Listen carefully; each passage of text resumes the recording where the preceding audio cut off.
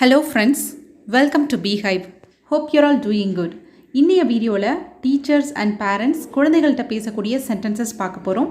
Join me, let's get the ball rolling. First one, குழந்தைகள்கிட்ட நிழலில் விளையாடு அப்படின்னு சொல்கிறதுக்கு இங்கிலீஷில் எப்படி சொல்லலாம்னா play in the shade. Play in the shade அப்படின்னு சொல்லலாம்.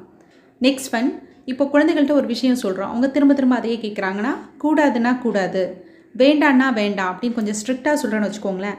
அதை எப்படி இங்கிலீஷில் சொல்லலாம்னா no means no, no means no அப்படின்னு சொல்லலாம். நெக்ஸ்ட் ஒன், அது சாப்பிட உகந்தது கிடையாது, இல்லை அது சாப்பிடக்கூடாது அப்படின்னு சொல்கிறதுக்கு கிட்ஸ்கிட்ட எப்படி சொல்லலாம்னா இட்ஸ் இன்எடிபிள், இட்ஸ் இன்எடிபிள் அப்படின்னு சொல்லலாம். இல்லை it's not edible, it's not edible அப்படின்னு சொல்லலாம்.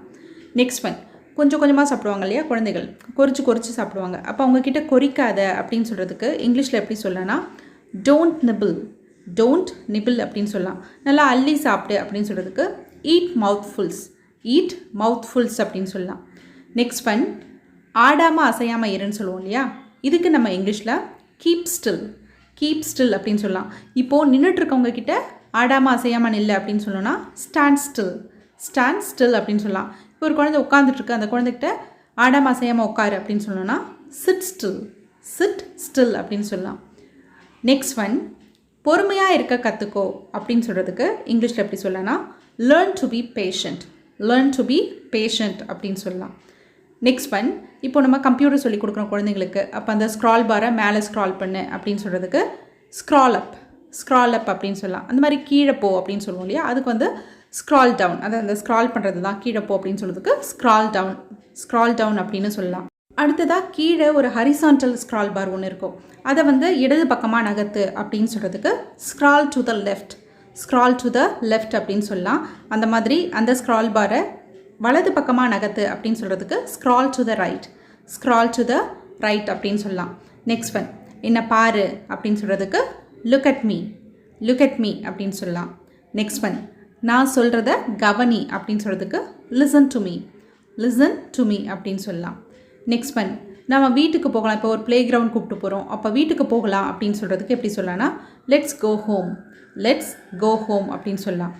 நம்ம வீட்டிலே இருக்கலாம் அப்படின்னு சொல்கிறதுக்கு எப்படி சொல்லலாம்னா let's stay at home, let's stay at home அப்படின்னு சொல்லலாம்.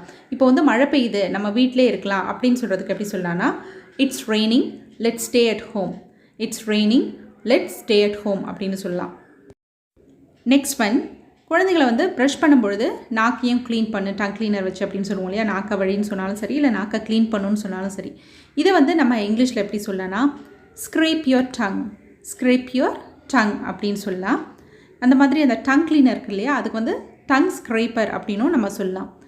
நெக்ஸ்ட் ஒன், இப்போது குழந்தைகள்லாம் விளையாடிட்டு இருக்காங்க, அவங்களோட உங்கள் குழந்தையும் போயிட்டு அவங்களோட சேர்ந்துக்கோ, இல்லை அவங்களோட விளையாடு அப்படின்னு சொல்கிறதுக்கு இங்கிலீஷில் எப்படி சொல்லலாம்னா go join them, go join them அப்படின்னு சொல்லலாம். இதே நம்ம go play with them, go play with them அப்படின்னு சொல்லலாம், அதாவது அவங்களோட போய் விளையாடு அப்படின்னு அர்த்தம்.